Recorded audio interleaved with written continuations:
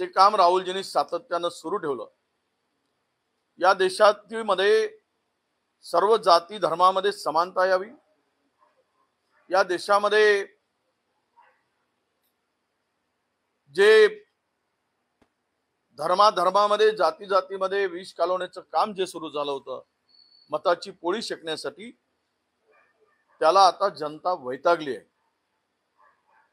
केवळ हिंदूसाठी नव्हे तर सत्तेसाठी हिंदुत्वाचा कार्ड वापरणाऱ्यांना आता एक जोरदार चपराक मिळते आहे। जे काही देशामध्ये हिंदूंचा वापर करून मत मिळवणं आणि सत्तेमध्ये बसून प्रचंड भ्रष्टाचार आणि पैसे गोळा करणे हे जे काही चाललं होतं हे निश्चितपणे जनतेने आता ओळखलेला आहे। हरियाणा आणि जम्मू काश्मीरचा निकाल हा आम्हाला अपेक्षितच होता, कारण 2024च्या पार्लमेंटच्या निवडणुकीमध्येच मोदींच्या परतीचा प्रवास हा सुरू झाला होता। दुसऱ्यांच्या कुबड्या घेऊन सत्तेवर यावं लागलं आणि चंद्राबाबू आणि नितीश बाबूंची मदत त्यांना घ्यावी लागली आणि त्यामुळं आजची सत्ता टिकून आहे। पण हे चारही राज्यातील सत्ता आल्यानंतर नरेंद्र मोदीजींना सत्ता सोडावी लागेल, खुर्ची खाली करावी लागेल हे जनतेने ठरवलं आहे। आणि म्हणून हरियाणा आणि जम्मू काश्मीर या दोनही ठिकाणी इंडिया आघाडी काँग्रेस हे जिंकत आहे, बहुमताने जिंकत आहे। त्यानंतर महाराष्ट्र सुद्धा आम्ही 200 पार करू आणि प्रचंड बहुमताने महाराष्ट्रातील हे असंविधानिक खोकेबाज आणि धोकेबाज जे सरकार आहे याचला सुद्धा जनता हद्दपार करेल हा आम्हाला विश्वास आहे। संभाजीनगरमध्ये लाडकी बहीणचा कार्यक्रम होता आहे आणि त्यासाठी 6 कोटी रुपयाचा निधी मान्यता देण्याचं सरकारने त्याला मान्यता नाही, लाडकी बहीण योजना राबवायची मतासाठी सरकारी तिजोरीतून खर्च करायचा, गाड्या लावायचे, हजारो बसेस खर्च करायचा, मोठे मोठे स्टेज करायचे आणि रॅम्प लावायचा, रॅम्पवर चालायचा। हे सरकार जो इव्हेंट करते आहे तो सरकारी पैशाची उधळपट्टी चाललेली आहे। योजना आणली आणि त्या योजनेतून बहिणांना माझ्या त्रास देण्याचं काम सुरू झालंय। तुम्हाला पैसे हवे असेल तर गाडीत बसा असा फरमान अधिकाऱ्यांच्याकडे आदेश देऊन या सरकारने महिलापर्यंत पोहोचवलाय। जर तुम्ही गाडीत बसणार नाही तर तुम्हाला 1,500 रुपये मिळणार नाही। तुम्ही तिकडे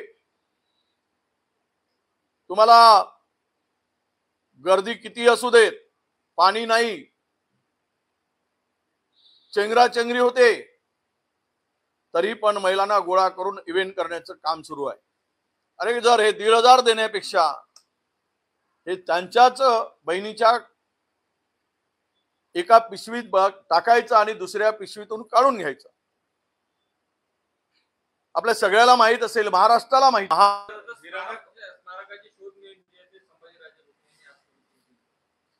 अरबी समुद्रातील शिवाजी महाराजांचं स्मारक आहे, त्याचा शोध घेण्यासाठी शोध मोहीम जी आहे ते शिवस्वराज्य पक्षाकडून संभाजीराजे मुंबईकडे निघालेले आहे।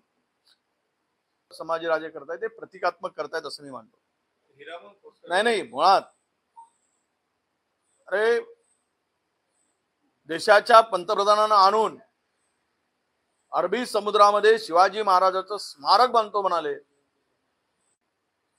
आणि म्हणून हिरामन खोसकर शरद पवारांना भेटले आणि त्यांनी सांगितलं की मी क्रॉस वोटिंग केली नाही हे मी शरद पवारांना सांगणार आणि मी निवडणुकीच्या मैदानात उतरणार नाही। ते काय केली नाही केली आहे हा निवडणुकीमध्ये ठरेल। निवडणुकीमध्ये त्या संदर्भातला निर्णय आम्ही घेऊ आणि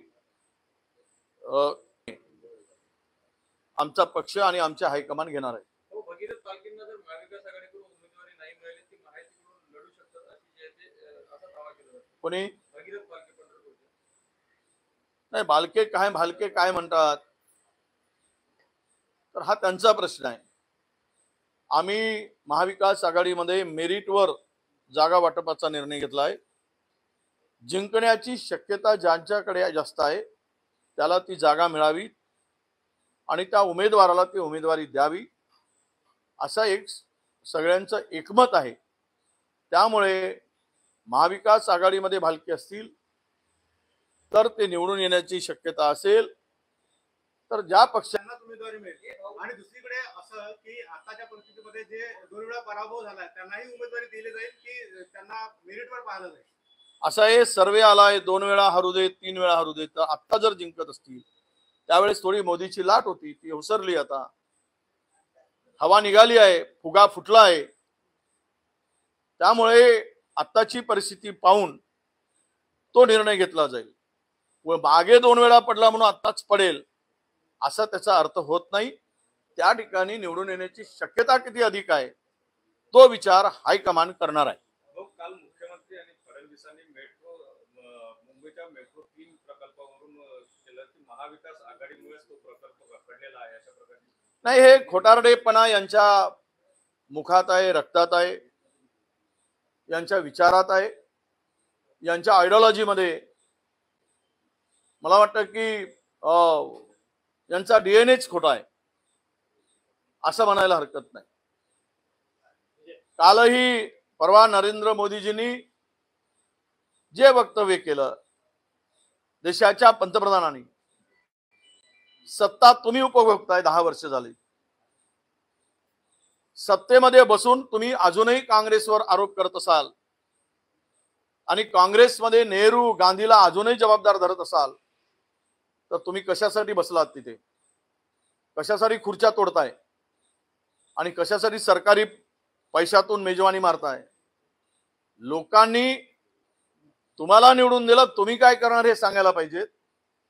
पाप आपण करायचं, भ्रष्टाचार आपण करायचं, महाराष्ट्राची देशाची तिजोरी साफ आपण करायची आणि काँग्रेसकडे बोट दाखवायचं हे जनतेला कळतंय. महागाईनी असेल, शेतकऱ्यांच्या खतावरील भावात वाढ झाली, हे सर्वजण पाहत आहे. काल तरी महिलांच्या कार्यक्रमात शेतकऱ्यांना डबल भाव आम्ही दिला.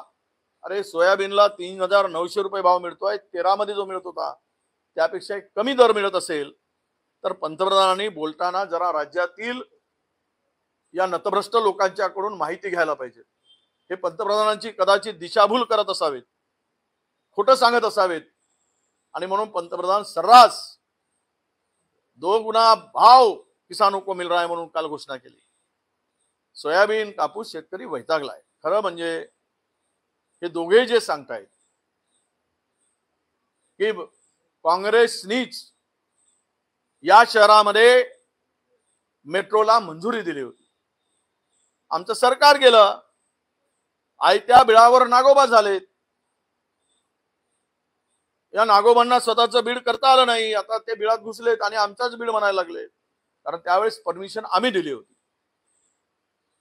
हे नागपूर शहरातील जनतेला ठाऊक आहे आणि त्यांच्यामुळं आमच्यामुळं रखडला असं म्हणणं म्हणजे स्वतःचं अपयश ढाकणं आहे असं मी मानतो. मुंबईकरांना 24 तास पाणी पुरवठा करणं शक्य नाही कारण की तेवढा पाणी पुरवठा उपलब्ध नसल्याची स्वतः कबुली पालिकेच्या कर्मचाऱ्यांनी दिली. नाही, ते आता महानगरपालिका, जिल्हा परिषदा वाटोळ होणार आहे ग्रामीण लोकांचं, शहरी लोकांचं. स्थानिक स्वराज्य संस्थाच कार्यरत नाही, 2.5 वर्ष झाले हे निवडणुका घेत नाहीत.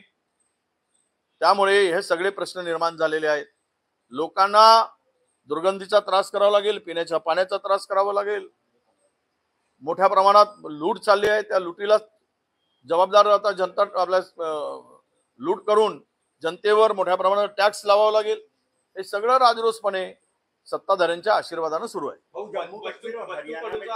जम्मू कश्मीर और हरियाणा में जो रिजल्ट आ रहे, इस केंद्र सरकार की अभी मुझे लगता है कि केंद्र सरकार की जो और मोदी जी की ये सरकार की नाकामयाबी अब जनता को समझ चुकी है। ये सरकार जुमलेबाज है, झूठों की सरकार है, ये जनता ने समझ लिया है। इसीलिए हरियाणा और जम्मू कश्मीर से इस सरकार का वापसी का दिन अभी शुरू होने वाला है। महाराष्ट्र और झारखंड भी हम जीतेंगे, भारी बहुमत से जीतेंगे। जो सर्वे दिख रहा है वो हमें अपेक्षित था और हम जीतना ही था, क्योंकि 10 साल में हरियाणा में जिस तरह से सरकार चलाई गई, हम लोग उड़ता पंजा बोलते थे। ज्यादा मैक्सिमम पूरा युवा हरियाणा छोड़कर, देश छोड़कर बाहर जा रहा था, रोजगार के लिए भटक रहा था, और उस युवाओं को पूरी तरह से बर्बाद करने का काम वो सरकार ने किया था। किसानों को उनका खून करने का काम केंद्र सरकार ने किया। 700 किसानों को मार डालने का काम किया।